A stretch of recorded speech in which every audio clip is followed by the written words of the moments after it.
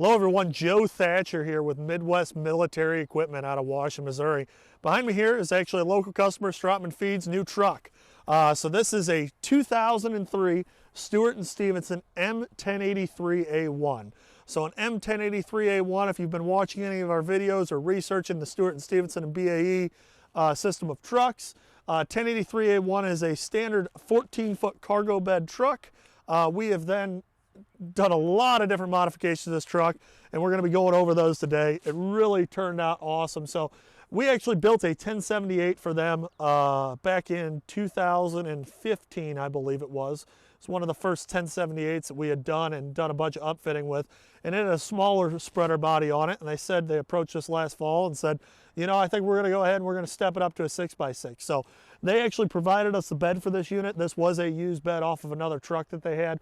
We removed the bed, refurbished the bed. Still got a little bit of work to do left on the bed.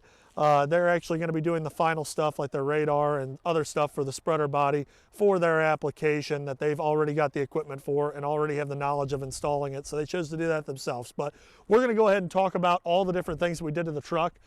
Starting at the front of the truck, as you can see, the truck's completely been refinished in it's a Ford Oxford white. So this is your standard fleet white.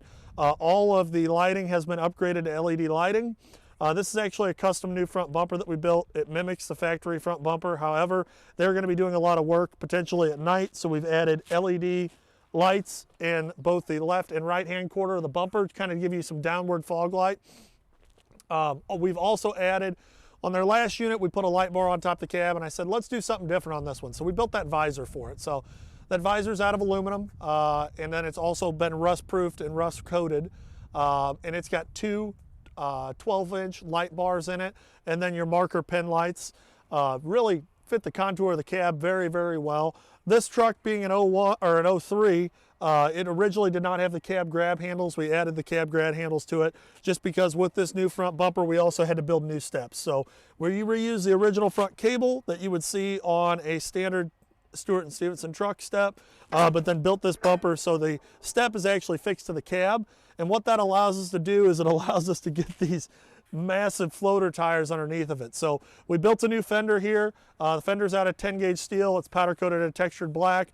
We widened the fender about 4 inches of the truck and then wrapped it in a piece of DOM tubing. So if you come up against a tree or anything like that, you know, it's going to give you some sort of protection and push that brush away from the truck. The tires here, they are a 650 22.5. These wheels, as you can see, we got the factory CTIS to function on this. So these are 20-inch wide wheels, 22.5 profile. We built custom centers for them, all new CTIS, custom CTIS brackets, set the offset so these tires do not rub on the truck at all. On a stock truck, you cannot put these on there. You would have to do something with the front fender, but overall, this thing, CTIS is operational. You can air it up and down on the fly, which is really awesome. So he found with his last truck that he was spending a lot of time moving from the cabin of the truck to the rear of the truck to check the bed. So what we did is when we widened this fender, we also built a catwalk piece here, relocated the washer fluid reservoir, so that all still functions the way that it should. And then we also put a pull-out ladder here. So this is a 3-rung ladder that comes out on the side, comes down, where you're able to step up here and walk and get into the inside of the bed if you wanted to do it from the ground, or you can walk from the cab back here. You've got pull handles.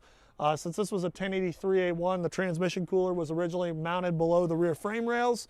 We've since built brackets, relocated the trans cooler, put these grab bars here, did a nice little stainless steel. This is all stainless steel, all been powder coated.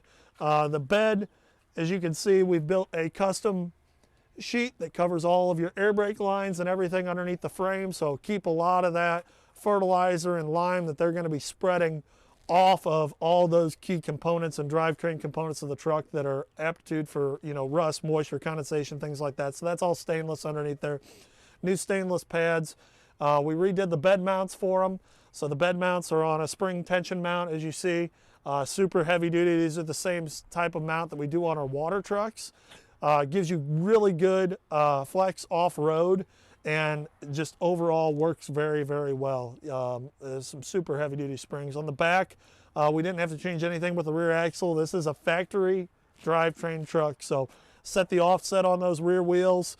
Got them all welded up.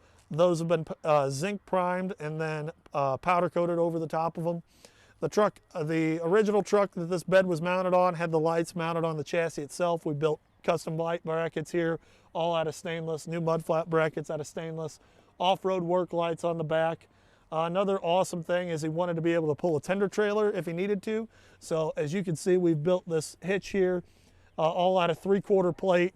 Comes back roughly 2 inches off the, or 2 foot off the back of the truck. It's got D-rings, 2.5 inch receiver tube with a big 3/4 inch throat on it. So that way, if that thing sees corrosion, he'll be able to put a stainless steel insert in it, and it should last him a very, very long time. Rebuilt these. These were just deflectors for when the spinners are on it. Those have been redone. New light boxes again, as you can see. This bed, we'll show some before pictures of the bed before we went through the bed, and it really night and day difference overall. See, the catwalk continues over to this side of the vehicle. Once again, recapping, this is all stainless steel material. We built all this racking and everything in-house. We changed the toolbox lock, simplified it where you don't have to pull that pin out on top of it. It's got our upgraded cab air ride suspension on it. Another thing that I did not touch on earlier is above these grab bars, we put another foot-long LED light, all on weather pack connectors. That's got our marine antenna for our stereo in it. On the interior of the truck, this has got our AC kit and stereo.